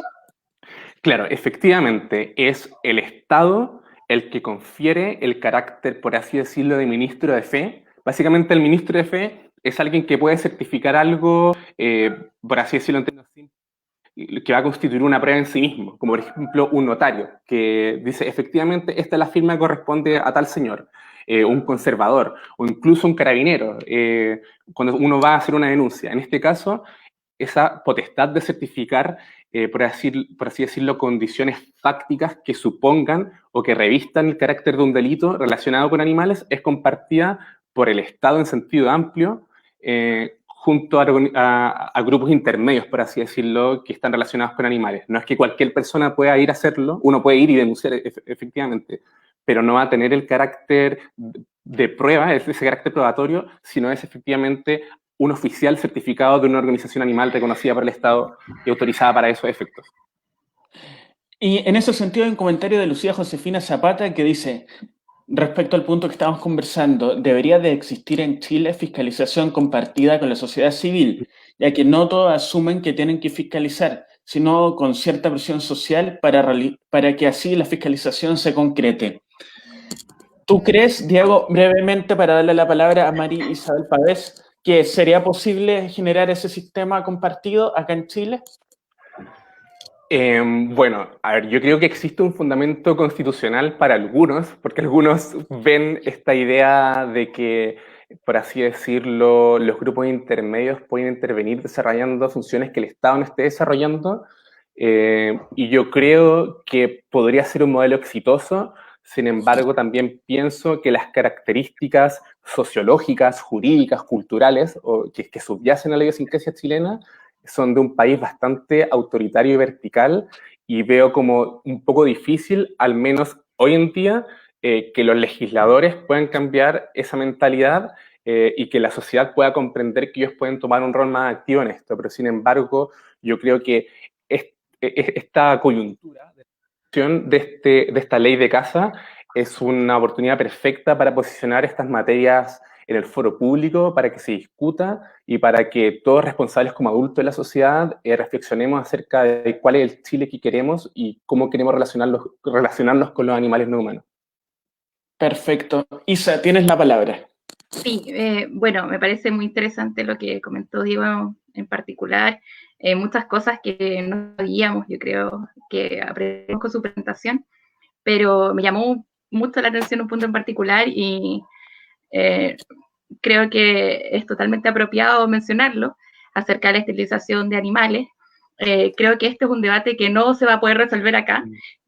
Como derechos de defensa animal nos manifestamos totalmente en contra de lo que acabas de decir con respecto a estar a favor de la esterilización de animales como un método no asociado al concepto de mutilación, sino que más bien digámoslo en palabras simples, humanitario y beneficioso para los animales. Entonces, como esto va a generar quizás un debate que nos va a hacer ir por las ramas, quería invitar a Diego a conversarlo quizás en un streaming por EPA o por SEDA o por nuestro Instagram, para que conversemos sobre el tema, pongamos las posiciones y obviamente tú eres una persona que ha estudiado mucho y eres animalista, no es una persona que está diciendo esto por decir, así que tus argumentos son súper importantes para nosotros y queremos escucharlos. Entonces, te invito a esa instancia como expresamente. Me imagino que en los comentarios también tiene que haber algún comentario al respecto, porque llama la atención escucharlo. ¿Ya? Entonces, con respecto a la esterilización, para que no caigamos en el debate que nos va a llevar a hablar de otra cosa. Y por otra parte, me parece muy interesante lo que comentas sobre la familia multiespecie en Holanda. Es un tema que como fundación también hemos estado tratando, cómo los animales se relacionan con las personas, y esto genera como un ambiente familiar de hijo, padre, hermano. También es un tema que sería bueno hablar en esa instancia, como para que hagamos un contrapeso a lo denso que podría ser hablar solamente de esterilización y las posiciones en contra y a favor. Así que no puedo dejar de manifestarme en contra, pero a la vez muy interesada en escuchar tu posición. Diego. Me parece, me encanta que haya diversidad de opiniones. Yo creo que con esto se enriquece la discusión y también permite a la gente que aún se está formando su opinión de elegir qué es lo que más se ajusta a sus convicciones más íntimas sobre lo que dice relación con la manera en que el ser humano se relaciona con los animales no humanos.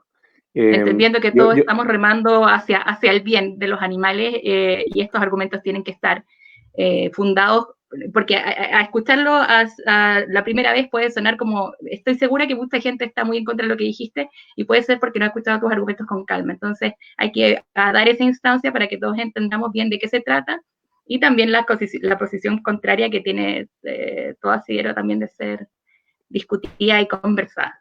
Claro, básicamente la idea como fundamental es que si uno ejecuta animales y los castra, pero la producción o el influjo de producción de este universo de animales sigue constante, el problema va a seguir por años, ¿ya? En los cuales vamos a seguir ejecutando o castrando animales. Pero usemos eso como un spoiler, usemos eso como un spoiler.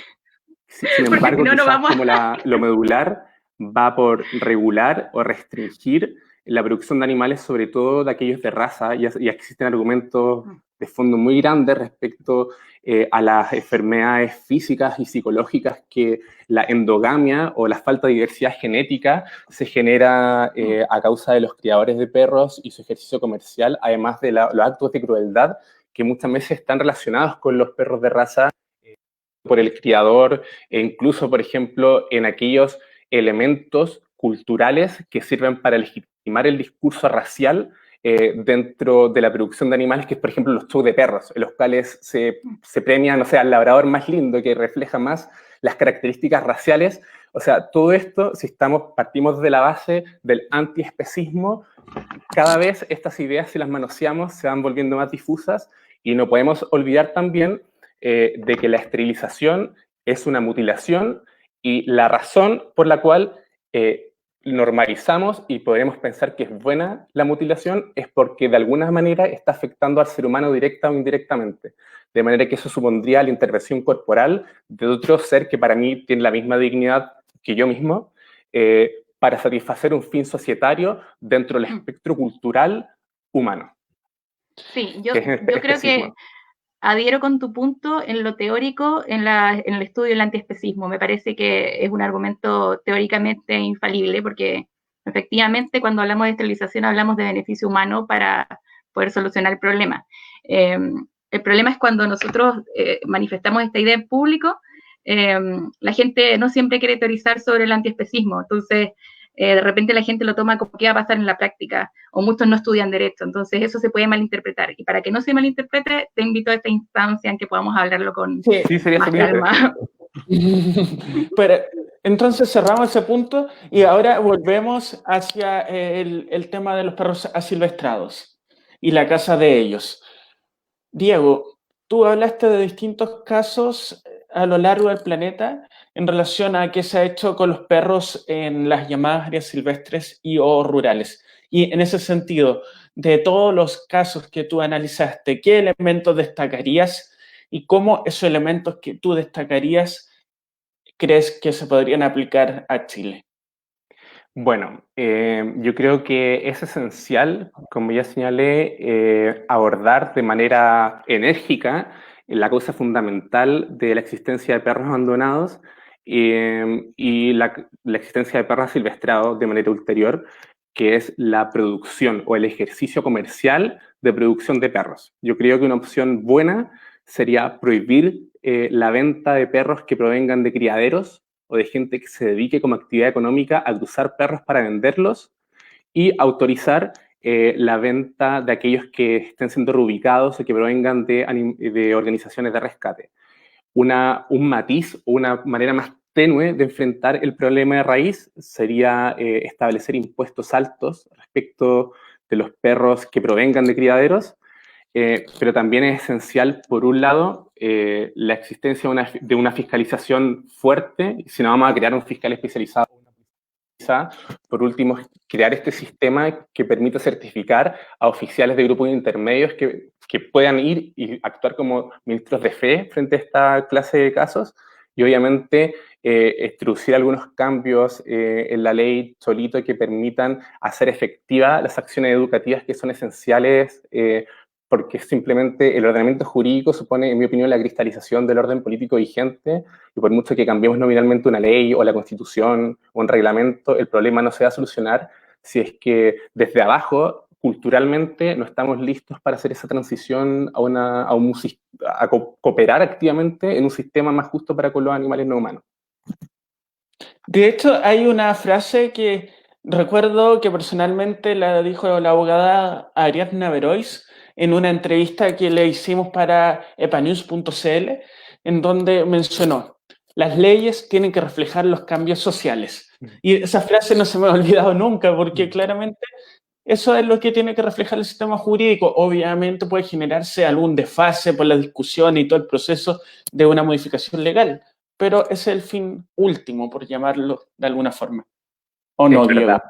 Es verdad, yo creo que efectivamente, es que ahí está la discusión, porque por ejemplo para algunos filósofos el derecho es la cristalización del orden político. Muchas veces el orden político o las fuerzas que tienen el poder de establecer el ordenamiento jurídico, las normas de comportamiento vigentes, no están en sincronía con los cambios socioculturales que se generan en la población, en la masa. Y a veces cuando se produce esa falta de sincronía o de armonía, se generan estas situaciones en que tenemos ordenamientos jurídicos que básicamente están limitando la realización del cuerpo social de acuerdo a los valores predominantes de un lugar y un tiempo.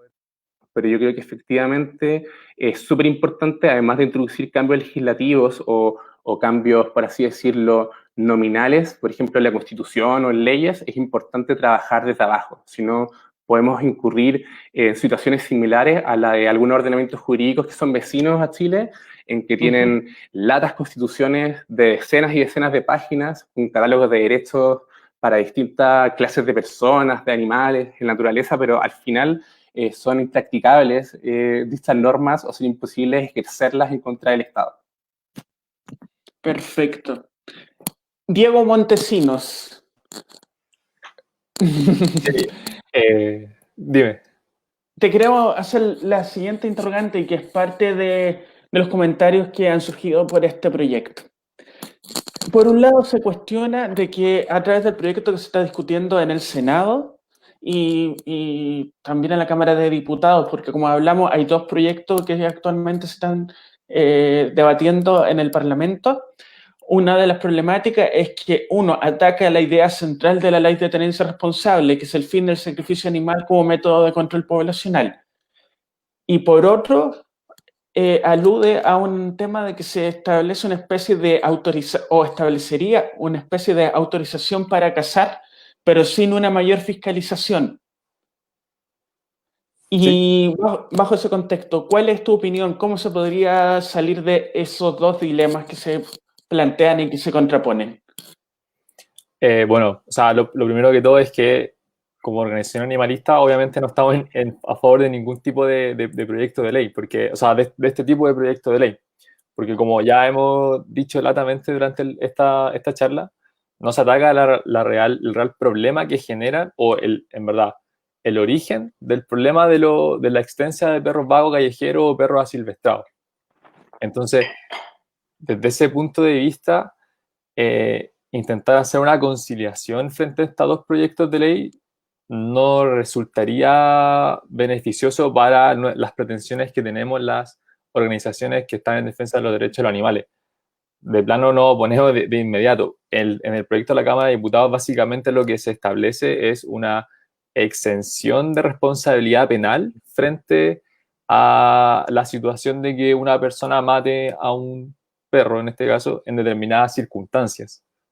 Algo que va en contra, efectivamente, con el delito de maltrato animal que está contemplado en el Código Penal. Y ya vimos anteriormente todos los problemas que generaba el proyecto de ley que fue objeto de discusión en esta charla, con respecto al tema de la ordenanza, los objetivos que se contraponen con la misma ley Cholito. Hay un comentario de la abogada Diego Montesino, de la abogada María Celeste Jiménez, que dice: en Chile necesitamos ser oídos en el Parlamento respecto a las soluciones a este problema. No lo desconocemos, pero el origen no son los animales, sino los humanos que no mantienen a sus animales en su casa. O sea, tenencia irresponsable y por tanto sancionable por ley 21.020. Hay un Chile rural en que las leyes no se aplican por falta de fiscalización.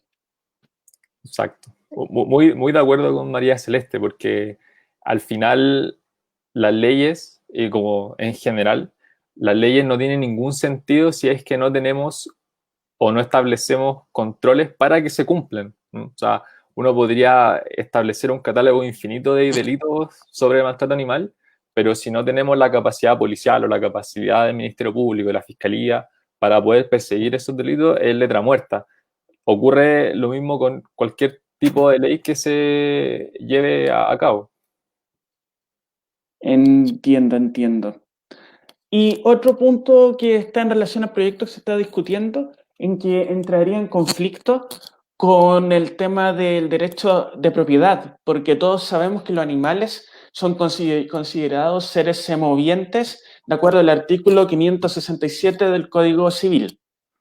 Y si de algún modo se autoriza por este proyecto a que si mi perro se va a un sector campestre lo pueden matar, están afectando mi derecho de la propiedad de esa cosa, que claramente los cuatro que estamos presentes consideramos a los animales como seres vivos, no como una simple cosa, pero en términos jurídicos es eso. ¿Te puedes referir a ese punto, Diego Montesinos? Sí, es que la ley Cholito, dentro de su articulado, también establece normas que determinan la responsabilidad que tiene el dueño o el tenedor del animal frente a el ataque, en este caso, como tú pones en el ejemplo, que pueda realizar un perro frente a la vaca, al cerdo o al ganado de otra persona. Entonces, eso está medio resuelto. Pero perseguir esa responsabilidad, que es una responsabilidad civil, es bastante difícil en términos prácticos, porque implica interponer algún tipo de demanda, establecer un juicio civil. Los juicios civiles se demoran mucho en general, 5 años por lo menos, o incluso más. Entonces, ahí hay otro tipo de situaciones en las que es letra muerta. En este caso, el sistema judicial no da respuestas eficientes para poder establecer mecanismos de control de este tipo de responsabilidad frente al ataque de un perro al ganado y hacer responsable a esa persona, al tenedor o al dueño de ese animal. Comprendo. Y Mari Isabel Pavés, te pedimos que actives el audio. Todos queremos que claramente este proyecto no avance a nivel del Congreso, es decir, de la comisión, a la sala, se vote y eventualmente se puedan transformar en ley. Pero si aquello sucede, ¿qué herramientas jurídicas y legales tendríamos nosotros para cuestionar esa ley? En palabras simples. La verdad es que eso no va a suceder, porque creo que tenemos herramientas suficientes para que así pase, sinceramente. De hecho, en la misma Comisión de Agricultura, como bien decía Diego Montesino, se discutió, hasta ellos mismos ponían en duda el contenido de este proyecto, o sea, un proyecto que busca modificar la ley de tenencia responsable para darle poder a las municipalidades para dictar ordenanzas todas distintas. Es una cuestión tan aberrante que hasta ellos mismos sabían que estaba mal. Entonces yo creo que tenemos que tener ojo en no desviarnos, porque quizás, tan solo quizás, quieren que nos fijemos mucho en eso, en enfocarnos en la ley de tenencia y preocuparnos porque no nos toque la ley de tenencia, cuando ellos también tienen claro que la ley de tenencia no la van a tocar, porque no es ese el camino. Creo que tenemos que retroceder un poco y preocuparnos por el proyecto del 2018, o preocuparnos por los caminos que pueda tomar este proyecto. Pero la modificación a la ley de tenencia es muy poco viable considerando lo aberrante que es el proyecto actual. Solo recalcar la importancia también del movimiento ciudadano en este tipo de temáticas, la importancia de movimientos como el bloque de defensa animal que hemos formado nosotros o cualquier otro bloque que haga que los animalistas se junten y se manifiesten, porque eso permite que estos proyectos no avancen. Aunque creamos que de repente nuestra acción personal puede puede ser utópica, puede ser que no sirva para nada, no es verdad. Y eso ya ha sido demostrado con los proyectos anteriores. Empoderémonos para poder detener esto antes de que avance, porque creo que depende mucho más de nosotros de lo que realmente creemos. Y eso nos va a permitir no estar pensando en soluciones posteriores, porque tenemos que pensar también que los proyectos no son tan rápidos de tramitar. Entonces tenemos hartas instancias ahí, ir a las comisiones, mandar mails a la comisión, pedir poder hablar en la comisión, y poner nuestro punto de vista, debatir, hacer más de estas charlas, comentarle a las personas que no saben la ley de casa qué es la ley de casa y no vamos a lograr llegar a esas instancias. Eso no va a pasar. Entiendo. Y eventualmente tengo entendido de que si es que llegase a pasar, insisto, cuestión que nadie quiere, se podría recurrir al Tribunal Constitucional. No queremos llegar ahí. No, además el Tribunal Constitucional está compuesto por personas no precisamente amantes de los animales o respetuosas por sus derechos. Sí, entonces intentemos no pensar en esas opciones como soluciones. Pensemos en todas las herramientas que tenemos ahora para poder evitar ese tipo de enfrentamientos ante el Tribunal Constitucional eventualmente. Entiendo. Ya para ir cerrando este conversatorio, por un lado invitamos a que la gente vaya realizando las últimas preguntas en torno a este tema. Por otro, dándole espacio a algunos comentarios de la gente, junto con felicitarlo a cada uno de ustedes. Hay un comentario de Lucía Josefina Zapata Romero que dice: por lo general los cazadores crían perros para, vale la redundancia, cazar y participar en carreras. Y luego estos no son esterilizados y posteriormente, cuando ya cumplieron, entre comillas, su vida útil para el fin que tenían, son abandonados y critica que a raíz de este proyecto de ley, eventualmente estos mismos personajes podrían sacrificar a los perros, siendo que jamás se han preocupado de una tenencia responsable de ellos mismos. Eso es un comentario de Lucía Josefina. Por otro, volviendo a un punto en relación a este punto que mencionó Diego Plaza de las esterilizaciones, la abogada María José Triple menciona: muy interesante la opinión de Diego. Claramente la mutilación y la esterilización son políticas públicas pensadas no en mejorar el bienestar del animal individual, sino en apoyar políticas públicas tendientes a solucionar problemas que se le crean al ser humano por la presencia de estos en la vía pública. Lo anterior se evidencia en políticas actuales que permiten esterilizaciones en edades muy primarias. Muy interesante. Diego, si bien el foco que nos convoca hoy día tiene que ver con la caza de perros asilvestrados, refirámonos brevemente al punto, porque la gente está preguntando y el público manda. ¿Cuál es el sustento de tu opinión? Y tú dices que la esterilización sería considerada una mutilación. Y en ese contexto, ¿qué otra alternativa a la esterilización tú crees que se podría desarrollar? Bueno, primero, como para explicar a la gente, al menos en el derecho animal, hoy en día, porque esto puede cambiar en cualquier momento, dos grandes como corrientes filosóficas, ¿ya?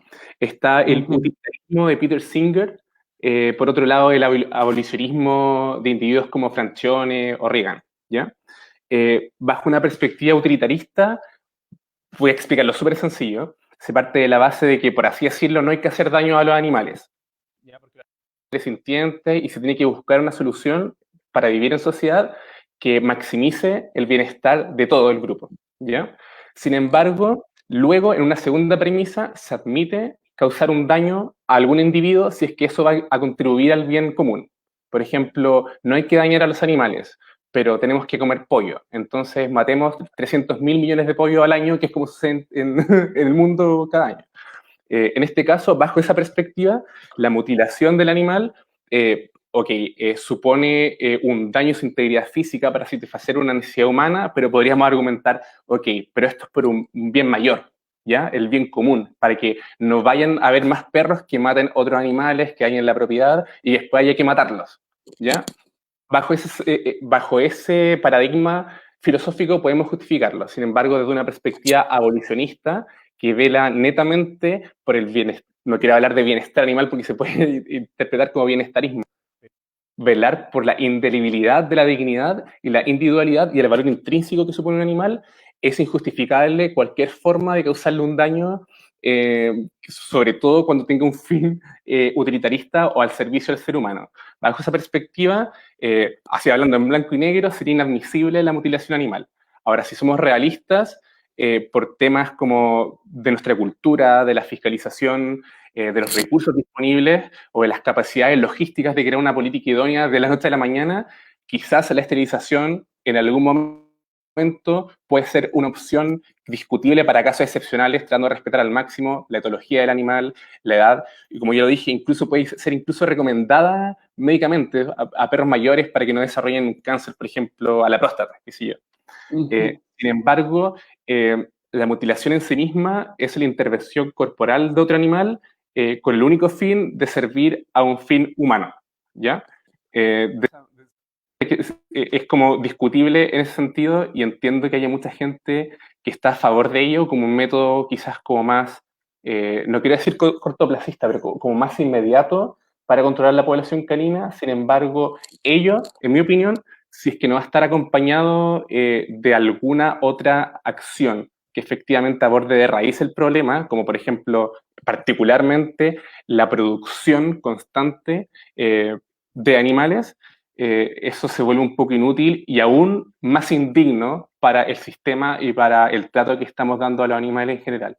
Con lo que quiero, términos muy simples, quizás estamos aumentando impuestos a la producción de perros o estamos prohibiendo la regulación de perros de raza o de perros de criadero, quizás para el caso específico del perro que es recogido en un campo que está dañando fauna endémica, que se le intenta reubicar y que no puede ser reubicado, ya quizás la castración podría ser una vía a evaluar, a pesar de que a mí no me gusta en absoluto, pero lo entiendo que como sistema podría ser una opción necesaria de acuerdo a nuestras capacidades presupuestarias y logísticas y crear un sistema idóneo para esto. Sin embargo, la esterilización como primera medida, sobre todo por lo normalizado que está en nuestro discurso, y lo vemos como un bien, ¿ya? Que es básicamente el discurso político que subyace a la ley Cholito, ya es traspasar el costo al animal, y sí, mi animal está esterilizado, yo me siento que soy un tenedor responsable, ¿ya? Pero tenedor responsable ¿de qué? De mascota, y la mascota que es la instrumentalización de un animal para la satisfacción de una necesidad humana, ¿ya? De manera que es súper delgada la línea, y hay que tener cuidado con el lenguaje que utilizamos, en mi opinión, y con las soluciones también que proponemos. Perfecto, Diego. Y pasando, o sigamos en el mismo tema.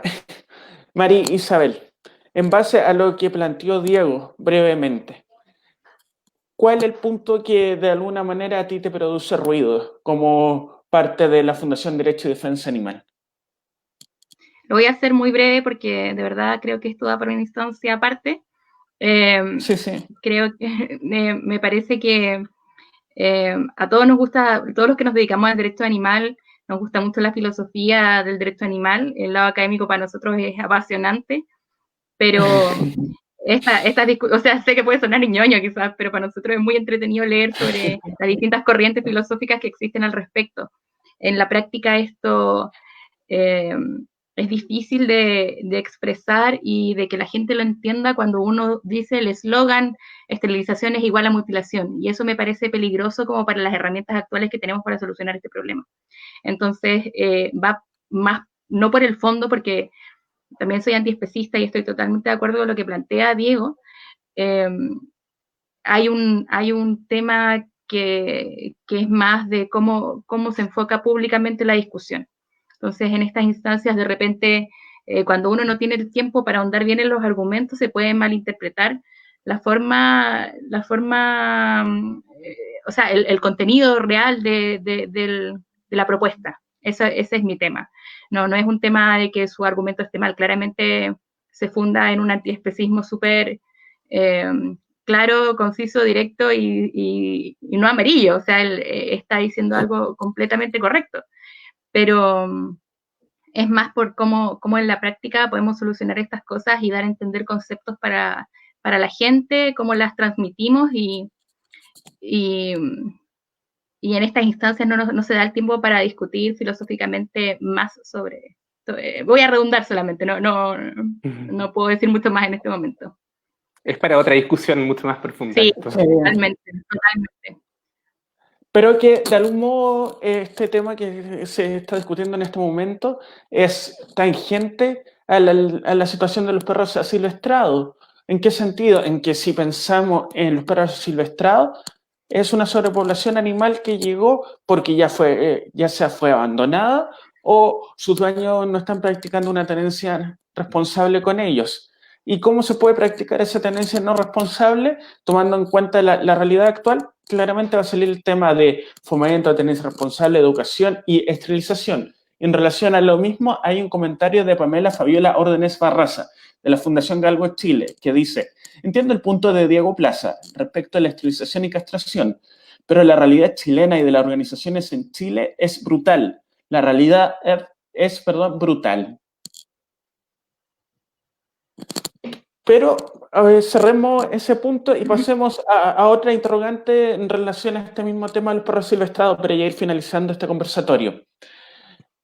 Diego Montesinos, Joana Alejandra Ahumada Palma dice: ¿sería posible en términos legales apuntar a una esterilización obligatoria de todos los animales con el fin de disminuir el abandono y de parar con el tema del lucro en la reproducción? Sí, o sea, es perfectamente posible que se manifieste o sea, se realice una moción parlamentaria o una propuesta del Ejecutivo para que la esterilización sea obligatoria. Ahora, esa eventual ley o proyecto de ley choca mucho con lo que ya hemos hablado antes, tema, cómo consideramos la esterilización como un método efectivo o no para poder controlar la población animal y también como el medio más éticamente correcto, y también con el tema de la fiscalización.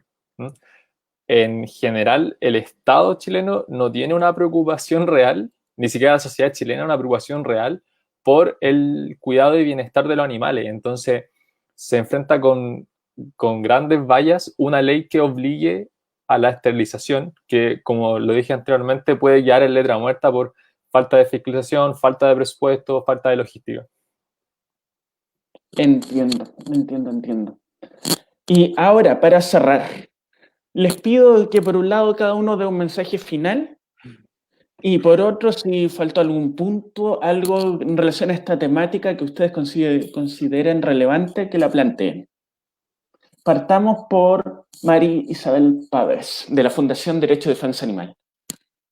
Bueno, reiterar la invitación a todos a seguir atentos al proyecto actual de la ley de caza, a las próximas discusiones que vienen y a las actividades de SEA Chile, Derecho y Defensa Animal y el bloque de Defensa Animal, que vamos a estar tratando de transmitir de la forma más sencilla, correcta y de buena fe los temas animalistas para que todos puedan sentirse parte y aportar también en esta temática para que logremos un país mejor para los animales. Perfecto. Diego Montesinos. Sí, para cerrar, básicamente invitar a la gente a que se cuestione y sea responsable respecto a la tenencia de los animales para poder evitar este tipo de situaciones de perros vagos, perros callejeros, perros asilvestrados, y evitar evidentemente que ellos sufran, traspasar el costo de nuestra responsabilidad como seres humanos, de nuestro deber, a los animales, es una cuestión tremendamente injusta. Por eso el llamado básicamente a ser responsables con los animales de compañía, particularmente en este caso de perros, y traspasar ese mensaje a las demás personas. Perfecto. Y por último, Diego Plaza, de SEDA Chile. Bueno, me gustaría decir que básicamente es súper importante que la gente reflexione acerca de estos temas, que lo discuta, que lo converse con el amigo, con la familia. Siempre van a haber opiniones diversas, eh, algunas opiniones más normalizadas que otras, pero también, bueno, es súper importante cuando uno tenga un parecer, preguntarse por qué tengo ese parecer, por qué creo que es lo correcto, es lo mejor para nosotros como humanos, es lo mejor para los demás animales. Y claro, si es que yo pienso que una decisión es mejor para los humanos y me parece que nosotros primamos sobre los humanos, bueno, es cuestión de cada uno. Pero tratar de no confundir lo que es el bienestar en sentido amplio, no bienestarismo, el bienestar o el respeto a la dignidad animal, el respeto de los intereses humanos, y una cosa distinta es ver cómo se pueden compatibilizar ambos. Así que eso básicamente respecto a las mascotas, informarse, ser responsable al momento de querer tener una mascota. Si es que toman la decisión de tener una mascota, ojalá que sea adoptada, a que sea comprada de un criadero para desincentivar la producción de perros, por ejemplo, gatos. Si es que quieren una mascota y la van a adoptar, que sea una mascota cuya etología sea más compatible con el ser humano y la vida en cautiverio, a la cual forzamos a las mascotas cuando la tenemos junto a nosotros para satisfacer una necesidad nuestra propia. En ese caso, el perro, bueno, si nos ponemos absolutamente abolicionistas, quizás abandonar los perros a su suerte sea peor porque tenemos una relación simbiótica que data hace 40.000 años. Un gato, bueno, es más discutible, pero es similar. Pero no es lo mismo a tener una iguana, una serpiente, incluso un conejo, que es una mascota como relativamente tradicional, pero cuya etología o comportamientos, necesidades son completamente distintos y la relación con el humano no siempre es la más fluida y más acorde a sus necesidades. Así que eso, ser como consciente con nuestros actos de consumo, con opiniones y también, bueno, discutir y conversar sobre estos temas porque no hay verdades sobre esto. La verdad es que el ser humano cuando piensa que tiene la verdad y hacemos algo todos como manada, generalmente nos equivocamos. Así que es importante eso, dar paso a la discusión y a la reflexión y al respeto. Perfecto. De esta manera estamos concluyendo el conversatorio en la Casa de Perros en Chile, análisis jurídico y legislativo de una propuesta sin sentido. Y en ese contexto queremos comentarle dos cosas desde EPA, o tres, mejor dicho, rápidamente. Una, invitarlo el día domingo a las 7 a un conversatorio en que vamos a estar con una médico veterinaria analizando todos los cuidados que necesitan nuestros animales durante estas épocas frías, porque los animales no es solamente el hecho de tenerlos, darles comida y agua, hay que cuidarlo y preocuparse de sus necesidades. Aunque suene un poco especista, bienestarista esa opinión, pero es una realidad, es un hecho. Eso por un lado. Por el otro, también contarles de que próximamente vamos a seguir debatiendo este tema en conversatorio, donde vamos a incluir miradas de médicos veterinarios, etólogos, y prontamente vamos a anunciar dicho conversatorio por las redes de EPA. Y asimismo, y dejarlos invitados a que, hagamos todos un activismo informado. ¿En qué sentido? En que todos podemos querer a los animales, pero responsabilidad de los Diegos, de María Isabel Pavés, de tú que estás escuchando, mía, de todo el mundo, de estar informado, de estar atento a lo que sucede en el Congreso y si no se sabe, preguntar, porque las instancias para preguntar siempre están. Simplemente esforcémonos todos para hacer un activismo informado a favor de los animales. Gracias Diego Montesino, María Isabel Pavés, de Fundación Derecho y Defensa Animal. Gracias también a Diego Plaza, de SEDA Chile, por la disposición a participar. Y nos vemos el día domingo a las 7 de la tarde. Que estén muy bien y que tengan una buena noche. Chao, chao. Chao, que estén súper bien. Gracias a ti. Gracias, Chao. Chao. Chao.